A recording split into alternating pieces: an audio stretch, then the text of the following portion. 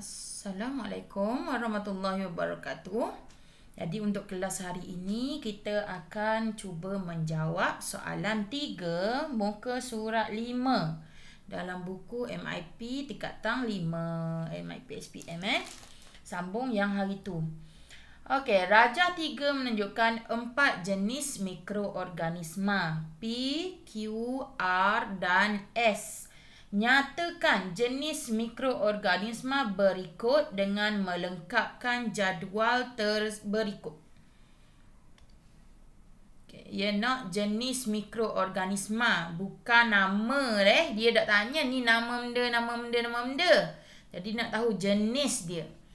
Okey, jadi untuk jenis P, okay, kita boleh cam dia dengan dia berbentuk macam robot. Ni kalau awak nak cam dia, jenis dia ni, dia jenis macam robot. Lain kali kalau awak jumpa lagi gambar yang lain, tetapi dia punya kaki, dia punya kepala dia nampak macam robot, jenis dia lah. Okay, iaitu virus. Dia bentuk ni memang gitu.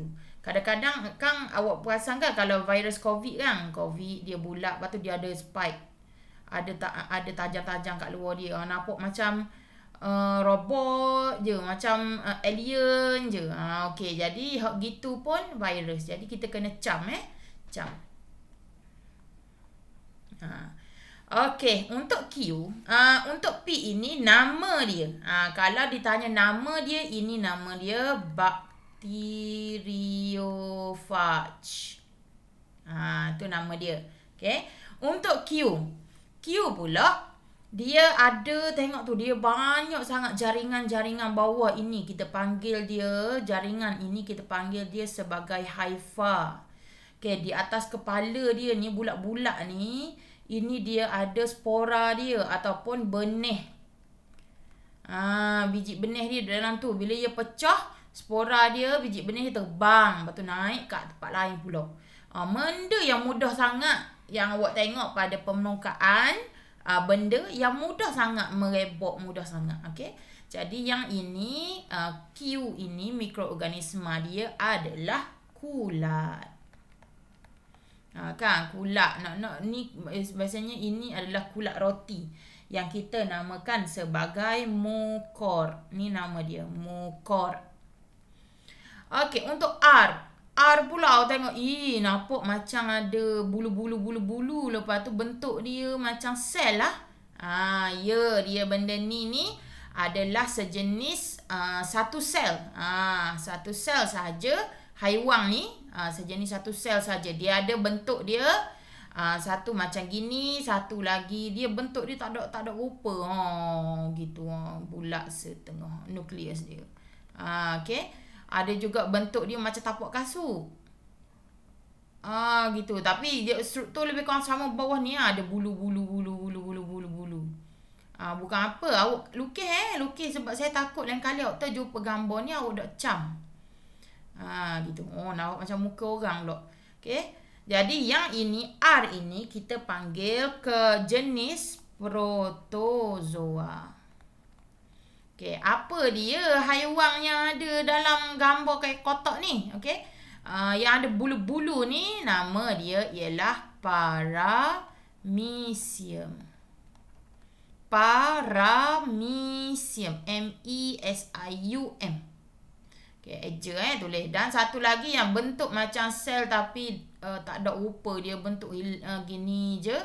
Ini nama dia ameba. Tu nama dia amoeba. Ameba kita panggil. Okey, dua-dua ini dia duduk dalam air. Jadi bahaya kalau tertelan. Tertelan dia masuk dalam perut kita ni, memang nasib lah. Okey, dan S nampak dia macam ada panjang kan? Panjang lagi ni. Dia panjang. Dia panjang lagi dan dia juga duduk dalam air.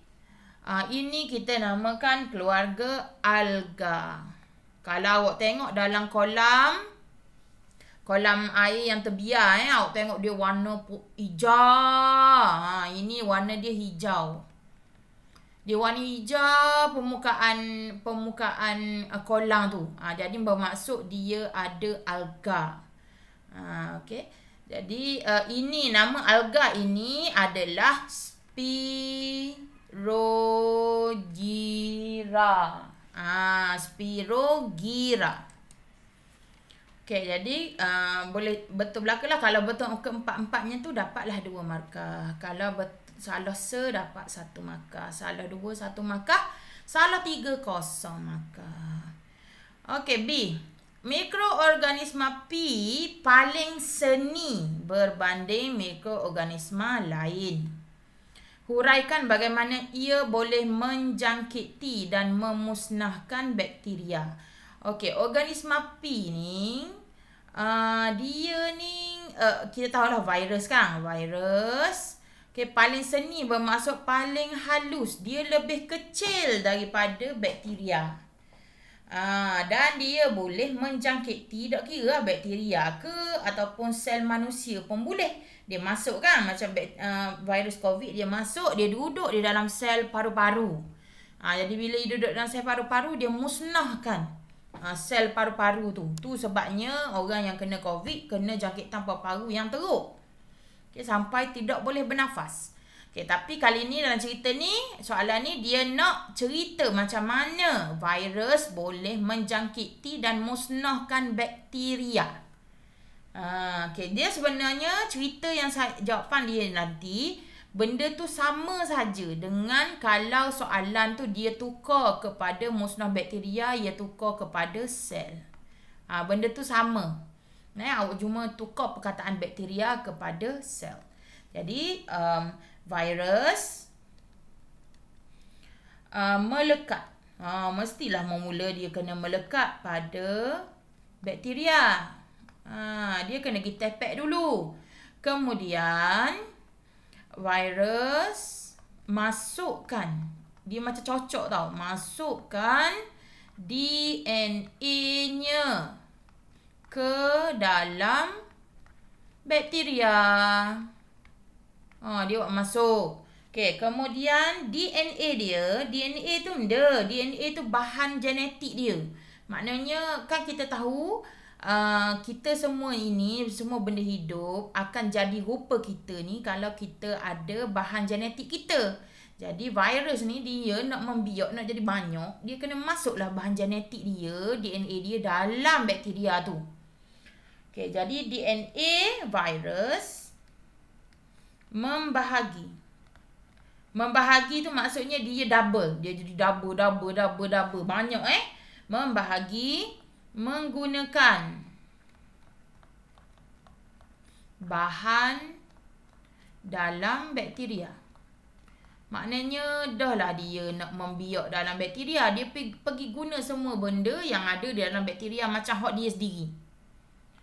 Okey, kemudian lepas dia membahagi, barulah dihasilkan virus baru. Baharu dihasilkan.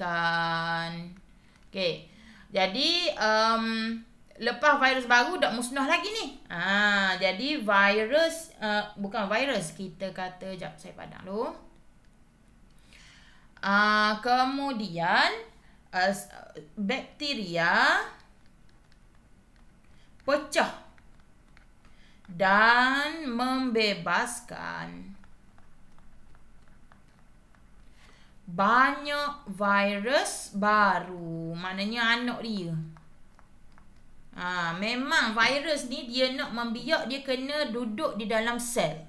Dia tak boleh duduk saja-saja kat luar. Kalau contohlah COVID ni kena dekat meja, dia tak boleh membiak di meja. Dia duduk sekor-sekor situ lah. Tapi kalau dia masuk je dalam badan, dia terus boleh membiak. Itu. Okay, kita sambung next video.